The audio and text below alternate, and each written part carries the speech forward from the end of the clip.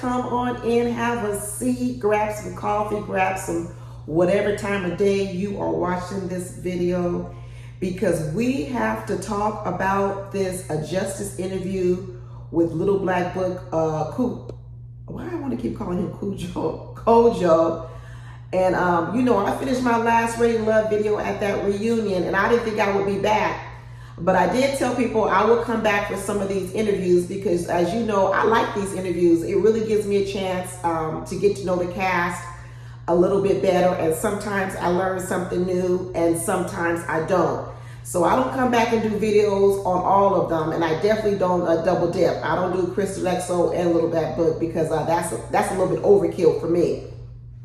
But I saw that Little Black Book had done an interview with Justice, and I said, oh, I gotta watch this interview.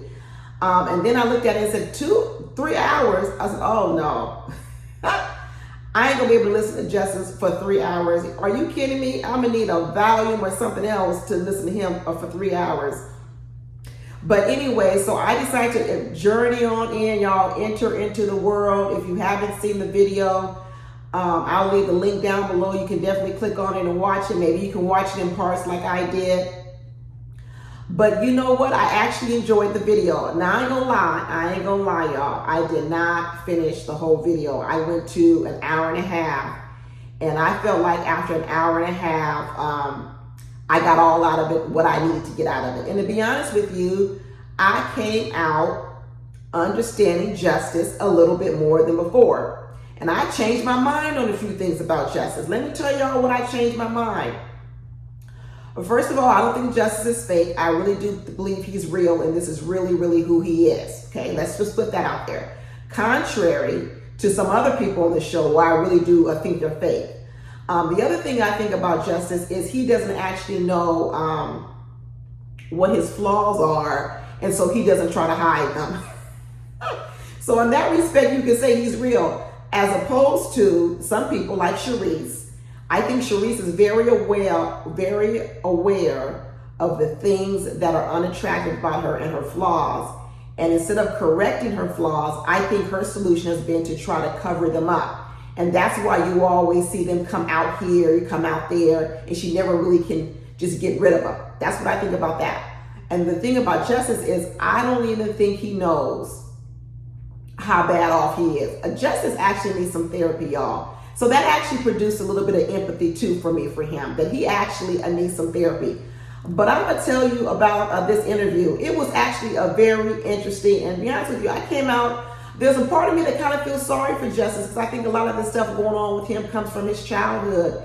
And kudos to Kojo. I'm gonna tell you, there was a couple of times where I was at my house clapping for Kojo because he was dropping some knowledge and spitting some truth on Justice, and Justice didn't get it. I believe that if Justice takes anything from that interview, even if Justice watches my interview, I'm going to tell you what Justice needs to do. He needs to go get a male therapist, just like a lot of people do. It's not anything, but I'm telling you, he needs a male therapist, and he needs to be able to sit down with that male therapist and just talk without feeling judged or anything. Because if he gets a really good therapist, his therapist probably can have some really big breakthroughs for him, because I think Justice is really unaware of how some of his childhood has affected his dating life here in the present. And I'm gonna go through it. I'm gonna go through it, y'all.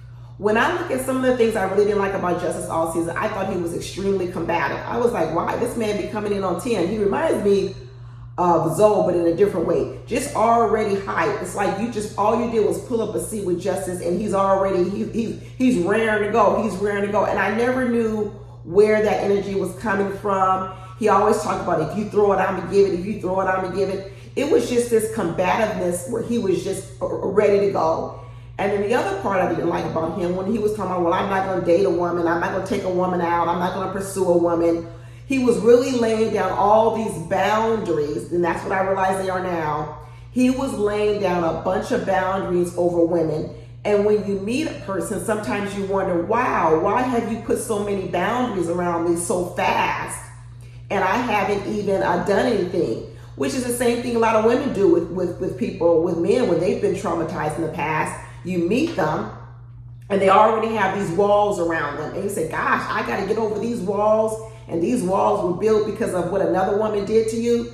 Well, that's Justice. And I'm going to tell you who the other women are in Justice's life that has made him, I believe, highly contributed to him being combative, have walls around himself, real strict boundaries. I believe it comes from his childhood. Absolutely. I'm 100% convinced of it. And you know what? He's probably not any different than all of us out here. We all have traumas and bad behavior and bad experiences that we have from our childhood. It doesn't have to be something egregious like you were, beaten or, had some other type of thing. It doesn't have to be like that. Sometimes it's just you saw bad dynamics in the household, or you saw a bad relationship, or you saw bad communication habits. It really doesn't matter. All of us have seen them in our lives, and oftentimes once we become adults, what we have to go back and do is say, where did I learn certain behavior from? And typically you have learned it from a past relationship, or you learned it when you were a child. And one of the things that I saw Justice doing in this interview was he wasn't giving any credence to the idea that some of these problems and the way he's communicating with women came from his past. That's why I say he really wasn't in the stage of being fake, because he's not even in the stage of knowing there's a problem and trying to cover it up and mask and be fake. He don't even know it's a problem. He's still in the denial phase. He don't even realize how bad he is and where it came from. So he ain't trying to cover up nothing. That's why he says he keeps it real, and everyone's like, he says whatever he wants to say. He definitely keeps it real and says whatever, but he doesn't realize how dysfunctional it is, because it absolutely is dysfunctional. And he absolutely needs to probably go to a therapist. Not probably, he absolutely needs to go to a therapist and talk to someone. I think Kojo tried to do a little bit on the show, but it really isn't the forum for that, because one, you have the fact that he may not trust Kojo all the way. Also, he may be embarrassed talking about some things in depth on such a forum as YouTube. He needs a private session where he can feel comfortable to open up, where someone can really, really help him. But I'll tell you this, I bet when Justice looks back, I bet he's going to say that of all the dates he had on Ready to Love, the one with Kojo was the best date. And let me tell you, this was the best date Kojo had. The best date Justice had. Now, Justice said his best date that he had was with Looney. It was such a vibe. We all know he pretty much bonded with her. But we also know he didn't pursue her after the show. And this actually went on with a lot of the men. I think another problem that happened on the show was that a lot of these men generally didn't have any interest in these women from the very beginning, for whatever reasons, whether they thought they were ghetto, whether they thought they were unattractive, whether they were not their type. I think a lot of these men didn't have a real genuine interest with any of these women. And then what they did was they just sort of played the game to stay on the show. I can honestly say I don't think that Samson was ever really interested in any woman on the show. I don't think that Brandy was his type, and I don't think that Sharice was his type at all. I can say the same thing for LJ, because even though LJ says Trinika was his best connection, we see that LJ has a clear road to Trinika, and he is not walking through that door. Just like they were talking about Sister Wives, and Trinika said, oh, it's not true, it was just a joke. Well, she wished it were true. That's what I'm telling everybody. Said, oh, it's not true, she was just joking. She wished it were true. If you see how Trinika hangs all over LJ, if LJ wanted to date Trinika, she would absolutely date him. Absolutely 100% hands down. And so would a few other women on that show. So really what it comes down to is LJ is interested in dating them in any serious manner. Because even though LJ got eliminated, he could have easily dated these women off camera, off the show, just like Randall could have. These men didn't have any interest in these women. And I'm going to tell you, I don't think that Justice had any real interest with any of these women as well. I think he liked Looney. I think he thinks Looney is attractive and she's a nice girl. But I don't think there was enough with Looney that incentivized him enough in order to do what he would need to do to be with Looney. That's what I'm saying. These women didn't motivate these men enough. And so be it, because a lot of these men, I'm telling you, they're not ready to love. I've done videos on Randall, not ready to love. LJ, not ready to love. And I'm going to tell you that Justice, he ain't ready to love either. He needs a therapist first before he enters the dating world, because the type of baggage that he's carrying, it will do damage inside of a relationship. big damage. I'm like, well, what's the problem, girl? What's the problem? Get to it, get to it. Well, here, I'm gonna say this one last thing about this before I really get into the points of the interview. I'm gonna say also that one of the reasons I always tell the beginning of my videos is, did they get a good edit or did they get a bad edit? And I've always told you that Randall, I thought got a good edit because he's worse than I thought. I thought LJ got a good edit as well. And I'm gonna tell you right now, I think Justice got a bad edit. But let me tell you why I think he got a bad edit.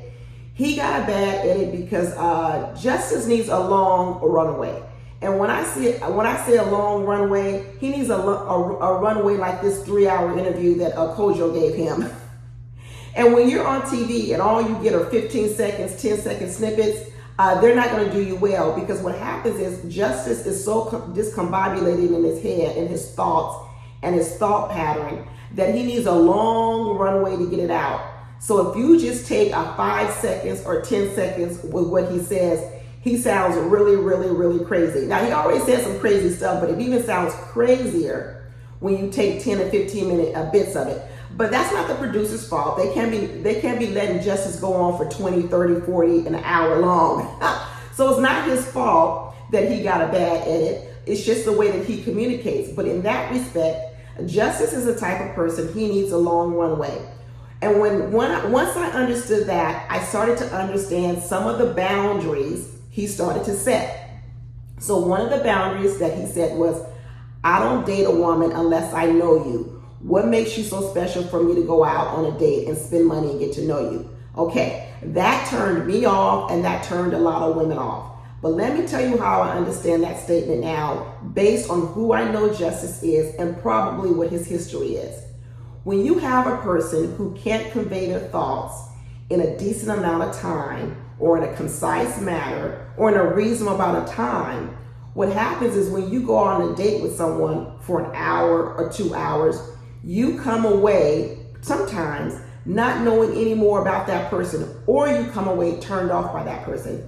I think Justice is a very poor first impression. I think he's a bad first impression in an hour. And lots of women who would sit down with Justice, they probably only sometimes want to be with him because of his connections in the clubs.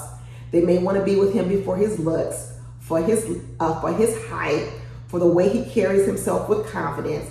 But what they don't want to do is sit around and listen to him talk for 3 hours. They want to do that. So Justice is probably saying, I'm going on these dates with women. All I'm doing is spending money, entertaining them, probably having some sex. And I'm not getting anything out of it because these women don't even know me. Because to get to know Justice, I'm telling you, you would need to spend a lot of time listening to him. And that takes a special woman, because that could get tiring, and a lot of people may not feel that it's worth the effort. So I can understand how he could have come to the conclusion after going out on lots of dates with women that what's the purpose of a date? And I can understand it because I've often said it on my videos when I give women advice on dating. I say, why are you going out so soon? Why are you spending all this time getting your hair done, your nails done, your toes done, putting your makeup on, a good outfit, to go out on a chicken dinner with a man for an hour, only to discover that you're not even interested in that man, or you don't have anything in common? I've often advocated for women to delay the actual physical date and get to know people more by just talking to them on the phone or in open settings apart. And to be honest with you, this is what Justice was asking for. He was asking for time, not just going out having a chicken dinner, bowling, kikiing, and laughing. Because what he's realized about himself, I think, is that for a person to actually get to know him, he needs a long runway. That's why I said this date with Cujo was probably one of his best dates, because he got to talk for 3 hours. And I don't know what woman's gonna sit on a date and listen to him for 3 hours alone. But let me tell you, that's the kind of date he would enjoy and he would need. Dating Justice would be a job. A job. Getting to know him would be a job. It would be a very hard work. And like I said, there ain't many women who are cut out for this. So if he wants to actually get out here and really meet the woman of his dreams, or the woman maybe he wants to marry and be with, if that's even what he wants, then he's going to have to do some work on himself to make himself more palatable. Because let me tell you, he leaves a bad taste, and often people would just get tired and they would just stop. And although he may say, so what, so what, so what, it doesn't work well for him either. It's one of those situations, even like I tell women, everyone has to improve. You have to improve so that you become more attractive to other people. And this is an area where Justice shouldn't look at it as he's just doing it for women or as what women want. He needs to do it for himself. I think he will be a much happier person because he will probably have much more enriching relationships. But one of the other things that Justice kept saying all season long, I give you back what you give me. You give me that energy, I'm gonna throw it back. I'm gonna throw it back. And to me, it felt so combative. I know he was going up against a Sharice because she's combative, and he would throw it right back at her, and they were going toe for toe and toe for toe. But there was often times when I saw him come into sort of a combative situation, and I didn't think that the woman was being combative at all. But he doesn't need much to trigger him. He sits on ready. Just like I said, Zoe sits on ready with Sharice. Sure, some people may trigger him, but the thing with people like Justice is it doesn't take much to trigger them, which means where does his trigger happiness come from? And when you start to hear his life story going back, you start to understand it. Now, I'm gonna put this in a picture for you guys, and I'm not gonna talk for 3 hours, so don't worry about that. But I'm gonna sum this up real quick on how I see of how Justice got to where he is. Justice tells the story that he's from Philly, the city of brotherly love, and he tells us that he was a basketball star in high school, college, all throughout, a big high basketball. Now, everybody put your thinking caps on. Think back to how athletes are treated. And he talks about he was like Division One or All-American, all these top awards. He wasn't just playing basketball. He was an award-winning basketball player. He said he played against Kobe Bryant because Kobe was from Philly. He played against Kobe Bryant when Kobe Bryant was in high school in Philadelphia. I think he even told me that they beat Kobe Bryant's school. So he was definitely in a top-ranked school. He was highly sought after a basketball player at some point in time, at least in high school. He was deemed as being probably going to be prosperous. Now you combine this with that he tells us he grew up in a household with his mother, his grandmother, his aunt, dominated by women. So here you have a basketball star in a house. Obviously money was tight when you got that many people living in a house. So it sounds like a Big Mama's house. If y'all know about Big Mama's house had lots of people coming and going in Big Mama's house, people who couldn't afford to live on their own and things like that. So the house is crowded. So you got Big Mama's house, grandma, mama, aunt, and you have the star, a basketball player in the house. This is starting to sound like a Boys in the Hood movie or All-American on Netflix, where now you have the kid in the house. He's going to be our ticket out the ghetto. Get my picture? Basketball star, are you going to be our ticket out of the ghetto? And so what we're going to do, in some ways, we're going to coddle you. In some ways, we are. Okay, and remember, you got all the girls after you, because when you're a basketball star in high school and if you're really that big, is what he's talking about, you got all the girls.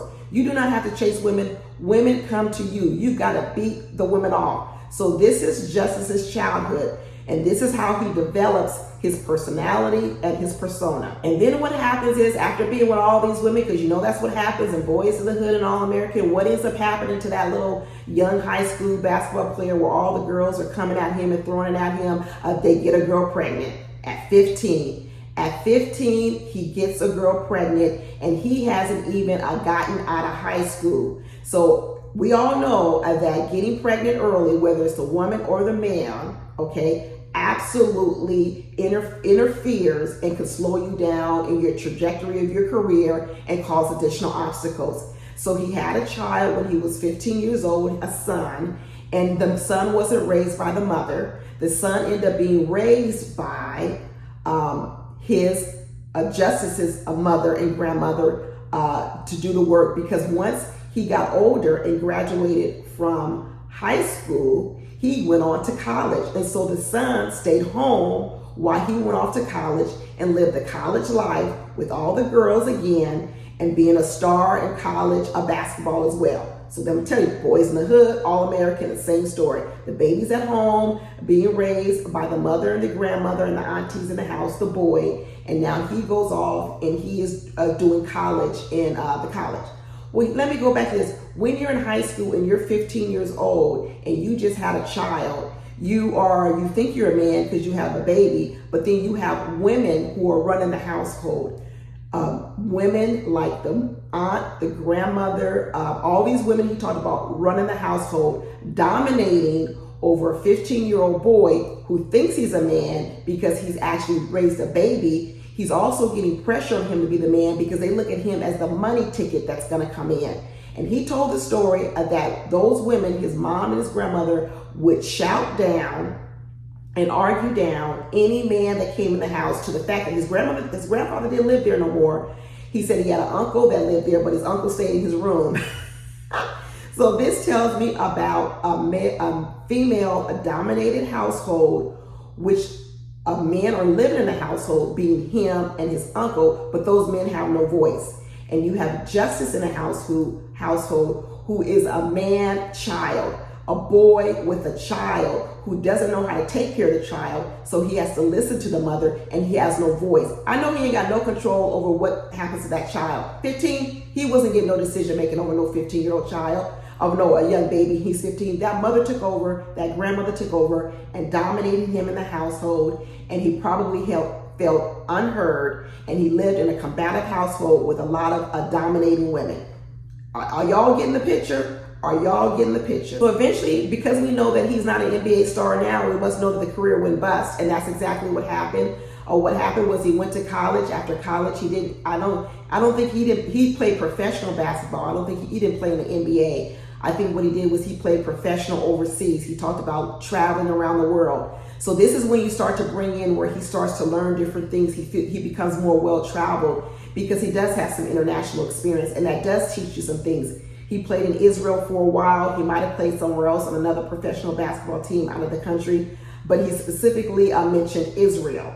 And that's probably where he probably also got some of his religious teachings in Israel, because he often likes to quote a religious quotes from the Bible, Old Testament, New Testament. You start to understand where he gets this from, because he said he played basketball in Israel for quite a while. And I'll go back and I'll say this. One of the other things that Justice said that really rubbed people the wrong way, I remember when he made the statement and he said to us, I don't make plans. I think someone said, what are your plans for the future? And he says, I don't make plans.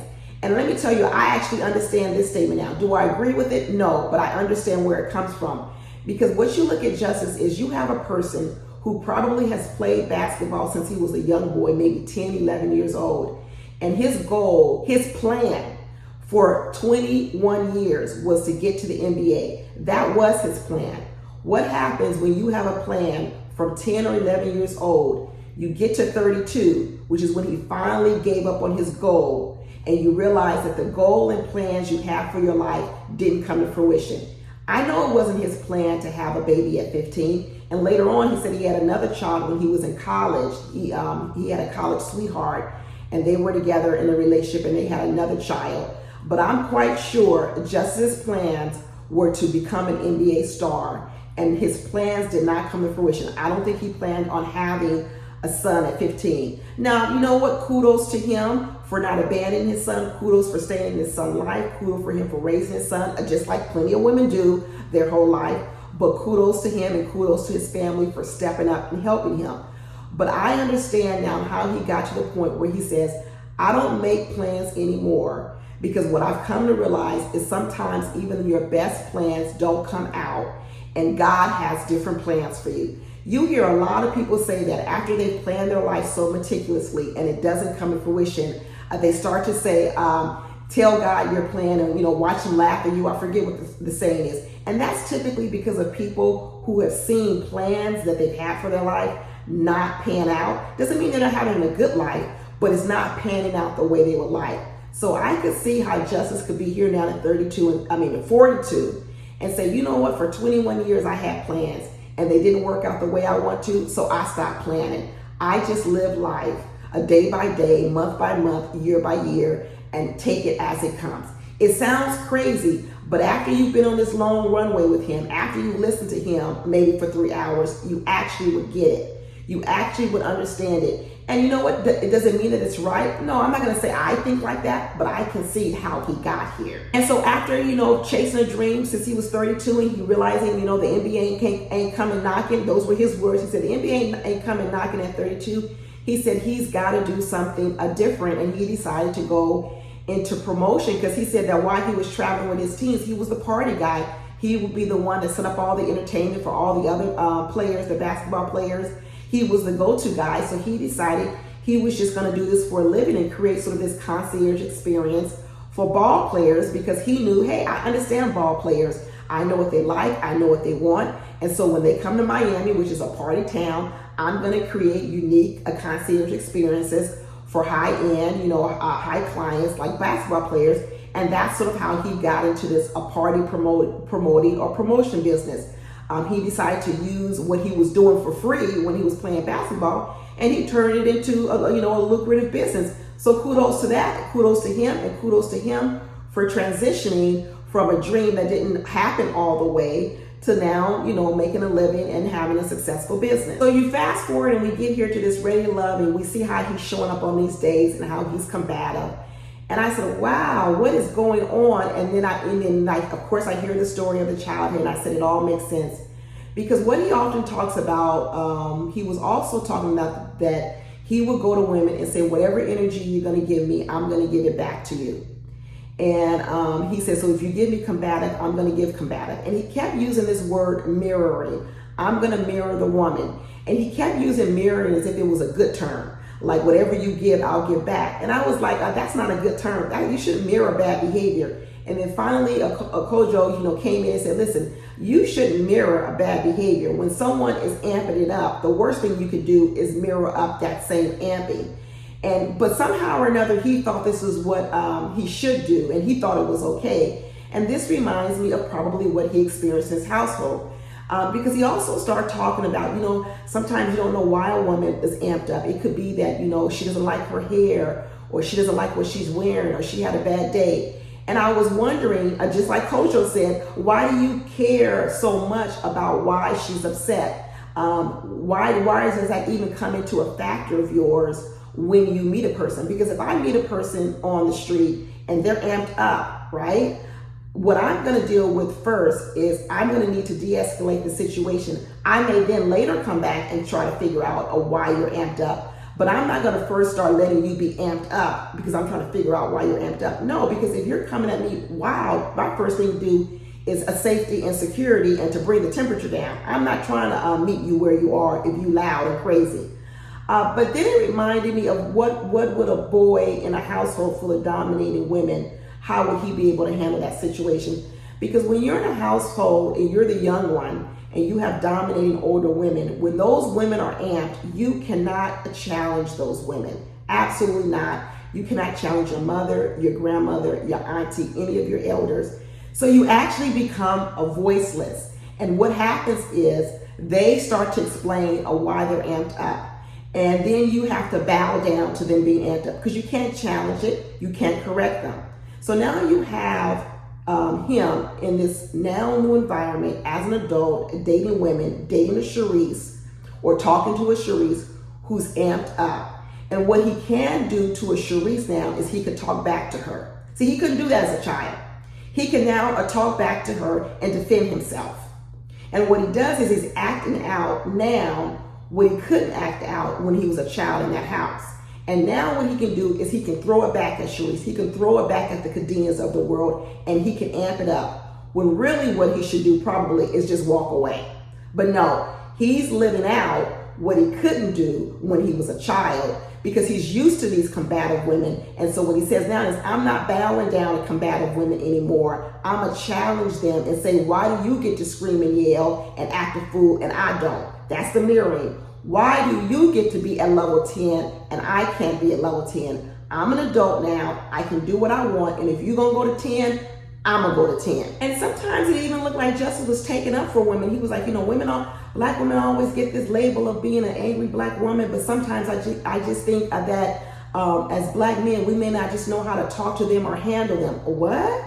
Handle them? How to handle an angry black woman? And this is what I'm telling you. He's talking about coping skills. He's talking about how do you cope with a woman who is angry? Because when he encounters angry women, he's figuring out how do you cope with him. And one of his coping mechanisms is what he calls mirroring, which is throwing it back at him. Because what he's trying to do is, what he's trying to say is, if you come at me with that attitude, I'm going to be stronger than you, I'm going to do it better than you, and I'm going to beat you down. That's what he's saying. I'm going to do it better than you. So that's what's going to make you relent. Because if I'm better than you, you'll stop. And so what he decided to do was to mirror them, amp it up, so that he says, you want to go toe to toe? You want to do this? Let's do it. Because I'm going to come out on top. Because remember, he is a basketball player. He is competitive.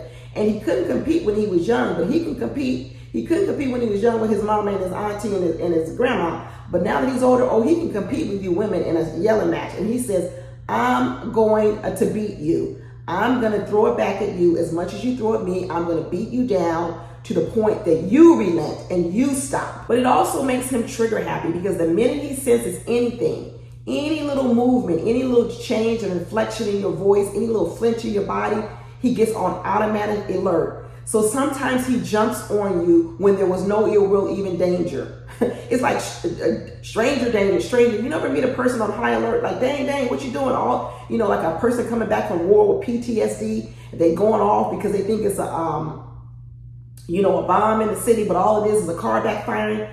That's justice. He attacks even before there's anything to attack. He's trigger happy because he's traumatized by shouting. I'm telling y'all, I don't want to get too far into it. I didn't even think Kojo wanted to pull back on it, because it was starting to become very clear to me, and I think it was to him too, Kojo Clue, that this is something more deeply rooted. And to be honest with you, it really wasn't the form to try to heal justice. And if I think there's anything that justice gets from this, I think he needs to go talk to someone. And because he has such a, I don't know what you would call it. I can't, my words aren't coming to me right now, but he has such an aversion sort of to women, and a sort of a way he relates to women. He needs to get a male therapist, because I think a female therapist, when she does want to challenge him on some of his thinking and thoughts, he'll be triggered by that woman, and he will probably attack that therapist.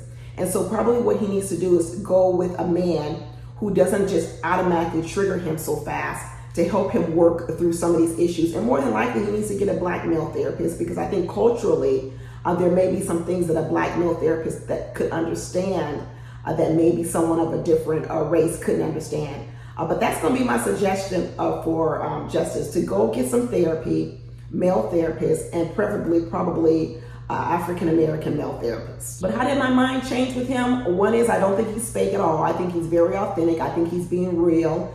I think he was really talking about the way he is.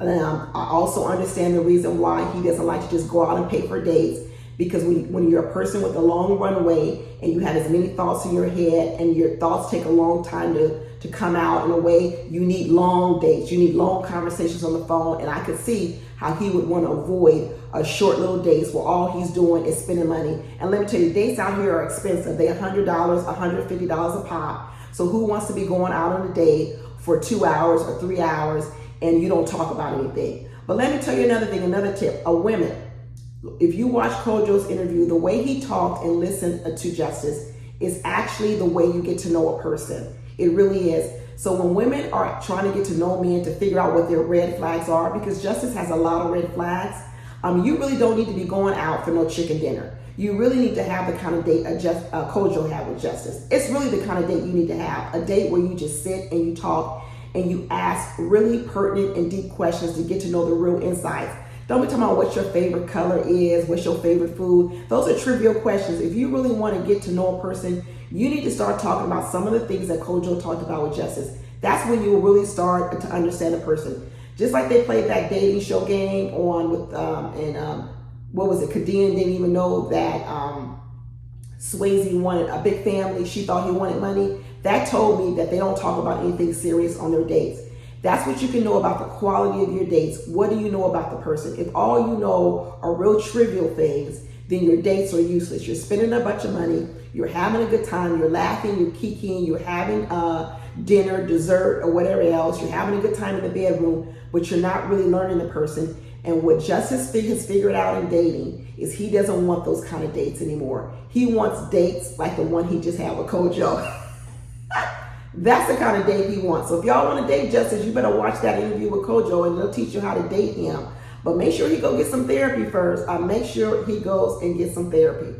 But that's it, y'all. I may watch some of the other interviews with the other people. If I do and I like them, I'll come back and do interviews. But if I don't learn nothing new or nothing interesting, I'm not gonna come in here and waste y'all's time.